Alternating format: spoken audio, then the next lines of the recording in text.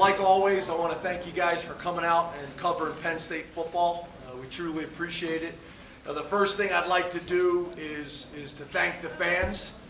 This is one of the more special environments in all of sports, not just college football, but in all of sports. And they had a huge impact tonight. You're talking about an offense that wants to run the ball and RPO, and for them to get off schedule because they had 5 false start penalties, which I'm going to give credit to our fans for that. We're going to need that again next Saturday. So don't allow anybody to get our tickets. Let's dominate that stadium next week again with our fans, make it a real challenging environment. But I want to take a minute to thank our fans for the impact that they had in the game. You know, overall, I thought we played complimentary football. Offense, defense, and special teams all played well. We made the kicks that we needed to make. When we talked about extra points and field goals, we were able to kick them deep and not allow their kickoff return to be a factor in the game. And then when you talk about, you know, defensively and offensively, I think the biggest thing that stood out to me in this game was third down. We were able to get off the field on defense on third down, and we were able to stay on the field. And you're talking about a team that, for the most part, led the country, I think, in third down percentage. Minnesota was leading the country in third down conversion at 66%, their offense, and we held them to 15.4% tonight, 2 of 13 on third down. And then Minnesota's defense was number 1 in the country in third down D at 21%, and tonight we were at 45%. So that was to me the story of the game. You know, obviously we started out a little slow on offense, and besides the big play that our defense gave up right before the half down the sideline, we played really well. You know, we played really well. So, you know, kind of the stats that we talk about all the time, we essentially tied the field position battle at 29 and 30. Turnover battle was also a tie. The penalty battle we won. And then the explosive play battle, we were 22% on offense, and their offense was at 14%. So we won that battle. So overall, we played well. Again, appreciate the support that we got, and I open up to questions.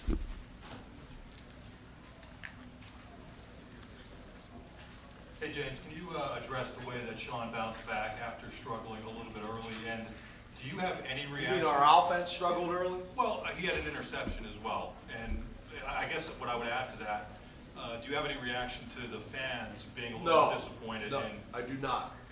I have no reaction to those types of things. As you guys know, I'm proud of Sean. And he's a battler, and he's resilient, and he's tough, and he played really well.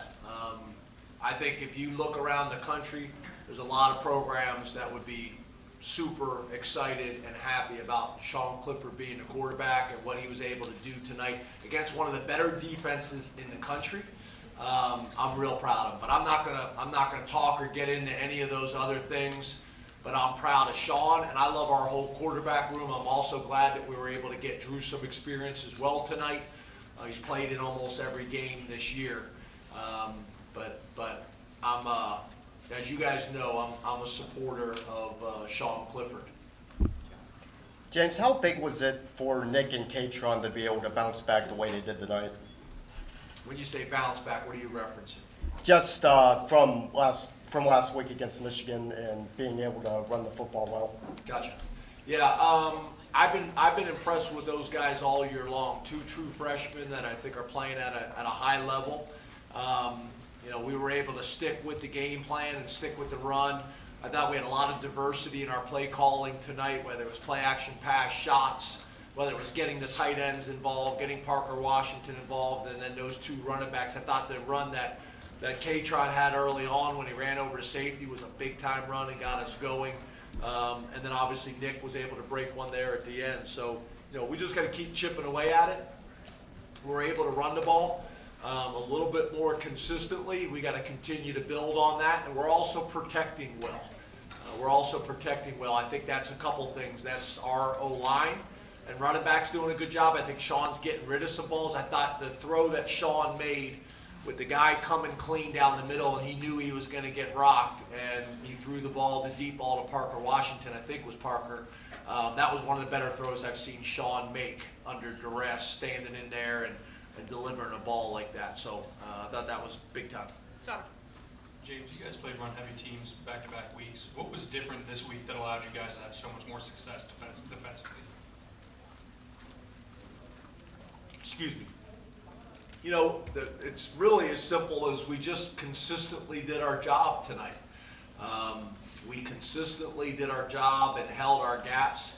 You know, whether you're a two-gap team or a one-gap team, you know, how we're kind of built defensively is everybody's responsible for a gap. You got to own your gap, and you can't peek and try to fall into somebody else's gap, and then against good teams, the ball finds the open gap. We were really consistent in doing that tonight. And then I think the other thing is the game plan was to say, you know, you could make the argument one of our strengths on defense is our defensive backs. So let's leave those guys on the island. Let's load the box up, and let's, you know, have the numbers in the run game, and then hopefully, you know, make it contested catches in the pass game, you know, with man-to-man coverage. They got us on a few pick plays and things like that, but for the most part, I thought we played really well-rounded defense. You know, they got a score there at the end with most of our backups in. There's a standard for whoever's on the field, and when you're in there, you got to go in and hold up to the standard. We didn't do that, so it'll be good film to learn from for some of those young guys, but overall, pretty good. Ron. Obviously, they scored right before the half, so how big was it to get those that third down stop and then have Dominic DeLuca get a piece of that punt right at the beginning of the second half? Yeah, when you talk about the middle eight, you know, that is a really strong tendency in football. You know, when you talk about from an analytics perspective, the impact on winning. So, you know, they deferred, and we're going to get the ball in the second half. They had to score right before the half with the big third down play. So being able to get a stop to start the second half was really important. And to see a guy like Dom DeLuca, you know, who's really kind of paid his dues and worked really hard, guy who missed, you know, basically his freshman year after winning a state championship with an injury, and he's done everything right since he's gotten in the program. To see him make that type of play was awesome. I'm proud of him. John. James, right in front of him. Abdul making his first start, what went into that decision to get him out there early, and how do you think he played? Yeah, you know, it was more about, we've been playing some, you know, what we call our big base, you know, with three linebackers on the field. Curtis has played to the field, so it allows us to move him out there. Curtis had 14 tackles tonight, which I didn't even realize that until Chris gave me the stats, which obviously is super productive. But that's what it was. We knew we were playing a running team. You know, we wanted to have three true linebackers and really three box linebackers on the field, you know, to make it difficult. We have a ton of respect for that running back, and you know, that was kind of the game plan. There's not too many teams in the country that are playing with three true linebackers on the field, but based on this game plan and this team that we were playing, it made a ton of sense. Gordon. James, how much does a performance like this tonight, a big win, 100 recruits, whiteout, TV, how much does all of that help from a program standpoint with building, not only for tonight, but for the future? Yeah, you know, I think first of all, we're 1-0. We're happy to be 1-0. It was a good win. It was a great environment. There's a ton of recruits there that are going to have a huge impact, you know, on our future. If you look at our roster and you talk to players, which I know you guys have, how many of them have been at a whiteout and said, you know, I want to play in that type of environment. So, yeah, it helps from a bunch of different perspectives. I haven't looked around and saw what happened this weekend, you know, when it comes to college football and other scores and things like that. But this was a good win for us against a good opponent at home, and obviously with a crowd and people in the crowd that are going to have a significant impact on our future. So for a lot of different reasons, it was important. Neil. James, I know you want to enjoy this, but you did mention Ohio State. With their early game today, did you get much of a chance to watch them, and can you offer a little preliminary prognosis of them?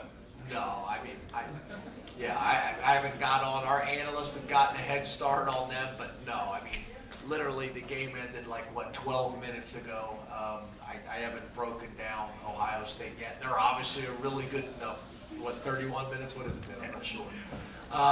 But no, we all know that they're a good football team, and we're going to have to be ready to play, but I'd like to enjoy this for a few minutes, and then I'll get in early Sunday morning, and we'll get started on these guys.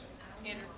Coach, given what we know about Sean's injury, we obviously didn't know if he would start. When did you know he would start this game, and how impressed were you with the way he played, given his injury status? Again, obviously, we don't know much. Yeah, I had a pretty good feeling like he would.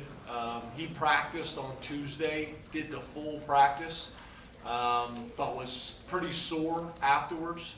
Our doctors and trainers did a great job. Sean did a great job. Once Sean knew, there was nothing structurally wrong and it was just a pain management deal, then he felt good about it and we felt good about it, and he still had his strength and his velocity. So we felt pretty confident, and so did the trainers and doctors, that he'd be able to go.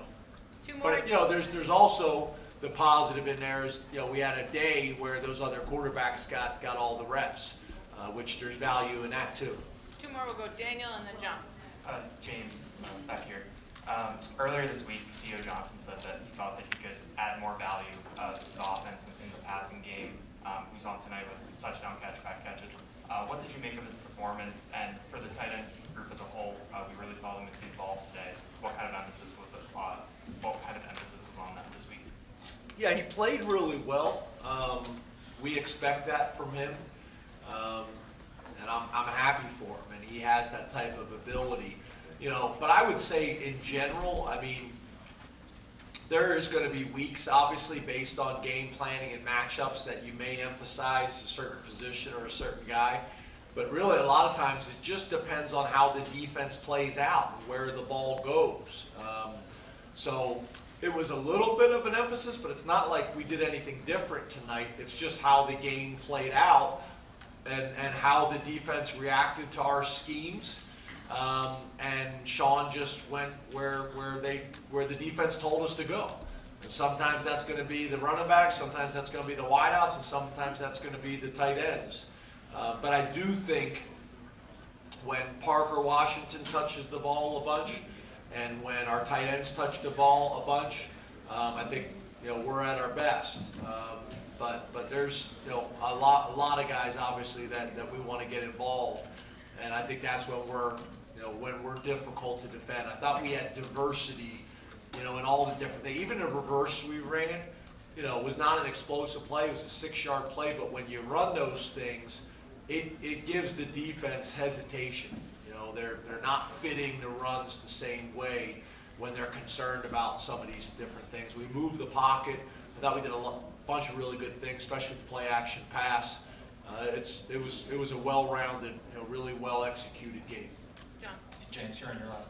The third quarter surge, 3 touchdowns. What stood out to you about the offense? And then additionally, how important was it to make Minnesota essentially one-dimensional and make them, I would imagine, throw the ball more than they wanted to? Yeah, the one-dimension thing was big. Getting them behind the sticks with the false start penalties from our fans, that was big. Being able to try to get up by a margin where they had to throw the ball a little bit more than they wanted to. That's not really kind of how they're built or wired. So that factored into it.